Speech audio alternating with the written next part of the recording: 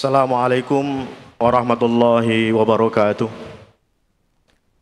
Alhamdulillahirabbil alamin wa bihi nasta'inu ala umurid dunya waddin. Wassalatu wassalamu ala asyrafil anbiya'i wal mursalin sayyidina wa habibina wa syafi'ina wa maulana Muhammadin wa ala alihi wa sahbihi ajma'in. Amma ba'd. Yang terhormat Bapak Imam Besar Masjid Istiqlal Profesor Dr. Kiai Haji Nasaruddin Umar MA, Fadilat Dr. Muhammad Abdurrahman Muhammad Ad-Duaini Wakilul Azhar Asy-Syarif,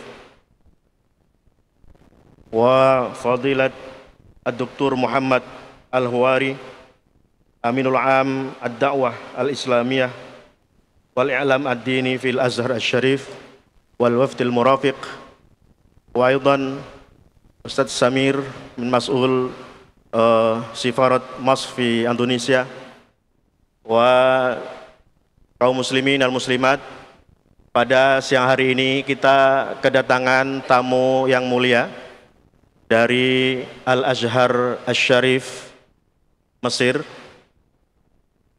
Kesempatan yang baik ini, kesempatan emas ini akan kita gunakan untuk meminta tausiah dari beliau. Mudah-mudahan kita dapat mengambil manfaat dari tausiah ini untuk kebaikan kita bersama. Wa saufa nufaddil Asy-Syaikh Dr. Muhammad Al-Huwari Aminul Am Ad-Da'wah wal I'lam Ad-Dini fil Azhar Asy-Syarif liyulqi kulaimatan qasiratan aw wasi'atan kama insyaallah lil jami' insyaallah. Fadhal mashkura, ya akan diterjemahkan oleh Hadratak.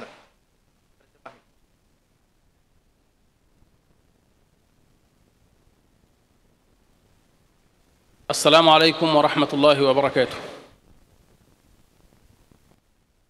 الحمد لله رب العالمين والعاقبة للمتقين ولا عدوان إلا على الظالمين وأشهد أن لا إله إلا الله وحده لا شريك له ولا شبيه له ولا نظير له ولا ند له وأصلي وأسلم على خاتم النبيين ورحمة الله للعالمين سيدنا محمد اللهم صل وسلم وزد وبارك عليه صلاة دائمة زكية طاهرة لا تنقطع إلى يوم الدين. Amma ba'd. Telah memuji kepada Allah dengan segala pujian dan seagung-agungnya salawat kepada junjungan kita Nabi besar Muhammad sallallahu alaihi wasallam. فإن مما يجب أن يعرفه المسلمون حسن تصورهم لهذا الإسلام الذي يدينون به. Sungguhnya apa yang harus tertanam dalam jiwa seorang muslim adalah nilai kesemangatan untuk mendapatkan ilmu-ilmu agama.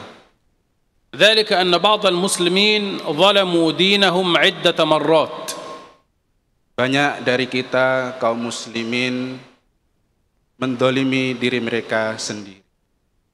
ظلموه مرة حين أساءوا فهمه، ومرة حين أساءوا العمل به، ومرة أخرى حين أساءوا عرضه على غيرهم.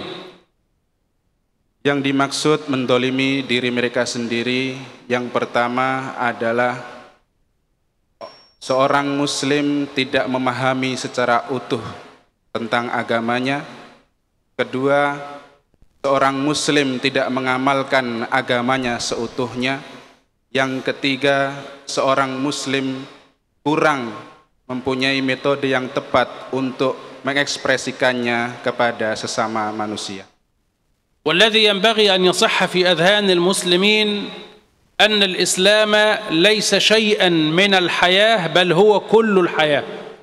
Yang seharusnya dan seyogyanya dipahami oleh seorang muslim bahwasanya Islam itu bukan bagian dari hidupnya, tetapi Islam itu adalah keseluruhan dari kehidupan manusia tersebut.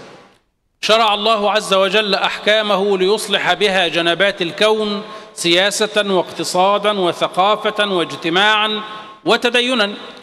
Allah Subhanahu wa taala telah mengutus dan menyeru kepada seluruh umat manusia baik dalam segala hal, ekonomi, politik dan segala kehidupan manusia.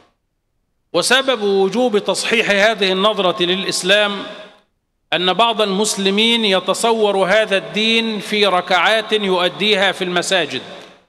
Bahkan banyak dari kita yang menganggap agama itu hanyalah beberapa rakaat yang kita laksanakan dalam salat-salat kita. أو بعض الأوراد والتسبيحات التي يجريها بيده وأنامله. Atau hanya menganggap agama itu aurat atau zikir yang kita kerjakan dan kita sebut setiap harinya. وهذا تصور قاصر لمعنى الإسلام الواسع الشامل العميق. Dan cara pandang ini terhadap agama Islam adalah cara pandang yang sangat sempit. Bahkan Islam lebih besar dari yang manusia pandang itu. وحاولوا أن تفهموا عن الله لتعرفوا كيف أراد رب الإسلام أن يكون الإسلام للناس جميعا إصلاحا للحياة كلها. Padahal Tuhan kita bersama Allah Subhanahu wa taala menginginkan Islam ini sebagai panduan untuk memperbaiki kehidupan manusia. الله عز وجل يقول عن الصلاة التي هي عماد الدين إن الصلاة تنهى عن الفحشاء والمنكر. Salah satu ajaran tersebut adalah ajaran salat, bahwasanya salat itu adalah tiang agama dan sebagai alat untuk mencegah kemungkaran. وقال في شأن الصيام كتب عليكم الصيام كما كتب على الذين من قبلكم لعلكم تتقون. Dan filosofi dari sebuah ibadah puasa tidak hanya menahan lapar dan dahaga saja, tetapi filosofi dari puasa yaitu supaya kita bertakwa. وقال في شأن الزكاة خذ من أموالهم صدقة تطهرهم وتزكيهم بها. Dan dalam filosofi zakat supaya kita berdoa dan mendoakan kepada sesama manusia dan zakat itu menjadi penyuci dari diri kita semua. وقال في شأن الحج أشهر معلومات فمن فرض فيهن الحج فلا رفث ولا فسوق ولا جدال في الحج. Dan dalam filosofi haji yang dikerjakan dalam waktu-waktu tertentu, bahasanya itu untuk mengajari kita supaya kita tidak berkata kotor, tidak melakukan hal-hal yang tidak terpuji. فأنتم ترون في هذه الآيات غايات ينبغي أن تصل إليها العبادات. Maka dari ayat-ayat tersebut kita bisa memahami secara utuh bahwasanya ajaran Islam dan ajaran ibadah itu mempunyai filosofi untuk kehidupan manusia. فالنهي عن الفحشاء والمنكر ليس جزءا من الصلاة وإنما غاية ينبغي أن نصل إليها. Bahwasanya filosofi mencegah kemungkaran yang dimaksudkan dalam solat itu tidak menjadi bagian dari solat, tetapi menjadi tujuan ditegakkannya solat. وتحقيق التقوى ليس جزءا من الصيام بل غاية يجب أن نصل إليها. Dan konsep takwa yang di dalam puasa itu adalah salah satu tujuan ditegakkannya atau ditunaikannya puasa. وطهارة القلب وتزكية النفس ليس جزءا من الزكاة بل غاية يجب أن نصل إليها. Penyucian harta dan penyucian diri itu juga menjadi tujuan utama dari ibadah zakat. والرفث والفسوق والجدال ليست بآداب بل هي أشياء مرذولة مردودة منهي عنها في الحج لكنها ليست جزءا من الحج. Dan begitu pula perkataan keji, perbuatan kotor dan sesuatu yang tidak terpuji itu tidak menjadi bagian dari ibadah haji, tetapi itu sebenarnya adalah tujuan utama dari haji. فمن وقف بإسلامه عند بعض العبادات دون أن يدرك أن الإسلام جاء لإصلاح الحياة كلها فاته حظ كبير من هذا الدين. Dan barang siapa seorang muslim yang menganggap bahwasanya agama ini hanyalah ibadah semata tanpa mengetahui dan menyerap tujuan utama dari ibadah tersebut, maka sesungguhnya seorang muslim itu telah kehilangan sesuatu yang berharga dari agamanya. والدليل العملي على هذا أن النبي صلى الله عليه وسلم ذكرت له امرأة من صلاتها وصيامها غير أنها تؤذي جيرانها بلسانها فقال لا خير فيها هي في النار. Dan Rasulullah sallallahu alaihi wasallam menyebutkan dalam hadisnya, dalam riwayatnya, bahwasanya ada seorang muslimah, dia haji, dia berzakat, dia beribadah, tetapi dengan lisannya dia menyakiti tetangganya. Maka apa kata Rasulullah? Hiya finnar, dia di neraka. Wa ka'anna murad Allah min al-khalq ومقصود رسول الله صلى الله عليه وسلم من الدعوة أن يكون المسلم صالحا في نفسه مصلحا لكل ما حوله في الكون. Maka ajaran Islam yang sangat agung ini mengajarkan kita semuanya untuk mengerjakan ibadah yang diperintahkan kepada kita dan juga memperbaiki perilaku kita kepada sesama manusia. وكما أن الله عز وجل رحمن رحيم بسم الله الرحمن الرحيم الحمد لله رب العالمين الرحمن الرحيم، وكما أن النبي صلى الله عليه وسلم أرسله الله رحمة للعالمين، وكما أن القرآن كذلك رحمة للناس أجمعين، ينبغي أن يكون المسلم رحمة لكل خلق الله حتى لو كانت حيوانات عجموات. Bagaimana Allah Subhanahu wa taala mensifati zatnya dengan Ar-Rahman Ar-Rahim, begitu pula Nabi junjungan kita sallallahu alaihi wasallam disebutkan oleh Allah sebagai rahmatan lil alamin. Sebagaimana juga Al-Quran diturunkan menjadi rahmat kepada seluruh alam, maka seyogyanya seorang muslim harusnya menjadi rahmat bagi sesamanya, bahkan menjadi rahmat bagi lingkungan dan hewan-hewan atau dan makhluk sekitarnya. ولذلك يقول النص الشريف دخلت امرأة النار في هرة في قطة حبستها لا هي أطعمتها ولا تركتها تأكل من خشاش الأرض. Beliau memberikan contoh seorang muslimah yang masuk neraka hanya gara-gara kucing. Dia menyimpannya, dia tidak memberinya makan, maka itu menjadi sebab seorang muslimah itu di neraka. Innal Islam arada min al-muslim an yuwassa' al-ufuq wa an yushraha lahu sadruhu wa an yattasi'a qalbuhu liyafhama 'an din Allah 'azza wa jalla annahu arada an yusliha al-kawn.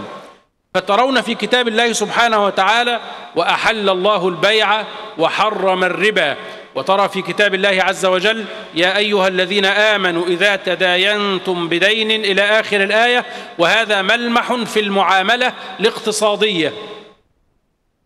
Dan al-Islam, agama Islam ini menganjurkan kita sebagaimana yang disebutkan tadi, tidak hanya dalam masalah ibadah, tetapi lebih luas menyeru kepada umat untuk melihat cara pandang kepada Islam ini dengan cara pandang yang luas, tidak hanya dalam ibadah. Beberapa ayat disebutkan bahwasanya bagaimana kita harus bermuamalah dengan sesama, bagaimana kita harus bermuamalah dengan cara berhutang.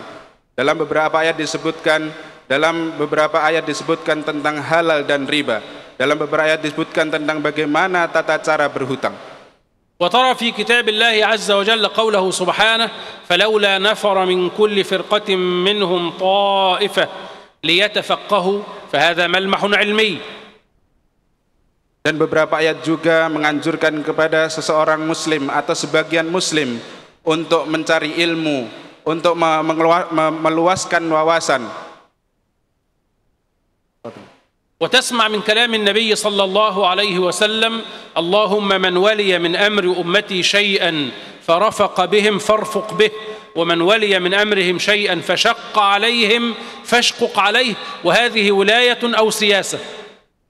Dan Nabi sallallahu alaihi wasallam dalam doanya, ya Allah, barang siapa yang memberikan kasih sayang dan diberikan kekuasaan kepadanya untuk mengurusi urusan umat, kemudian dia memberikan kasih sayang kepada umat itu, maka kasihanilah dan berikan kasih sayang kepadanya. Dan sebaliknya, barang siapa yang dalam kekuasaannya dalam mengurusi umat tidak memberikan kasih sayang kepada umatnya, maka berikanlah pahala seperti yang dia lakukan. وتقرأ في كتاب الله عز وجل خذ العفو وأمر بالعرف وأعرض عن الجاهلين وهذه دعوة أخلاقية. Begitu juga Nabi sallallahu alaihi wasallam memberikan contoh dalam dakwahnya bagaimana beliau memberikan kasih sayang dengan ayat khudil afwa wa'mul bil urfi. Beliau memberikan kasih sayang, memberikan pemaafan dan memberikan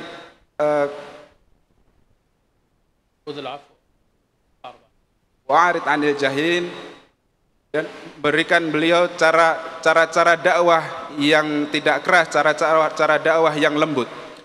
واختصارا حتى لا أطيل على حضراتكم، الإسلام لا ينبغي أن يختصر في شيء منه فحسب أو أن يكون في زاوية من زوايا الحياة، بل الإسلام جاء لإصلاح الحياة كلها. Kesimpulan di akhirnya, supaya saya tidak memanjangkan perkataan saya lagi, bahwasanya Islam ini jangan dimarginalkan dalam satu tempat, jangan dimarginalkan dalam masjid, tetapi Islam datang untuk memperbaiki kehidupan manusia.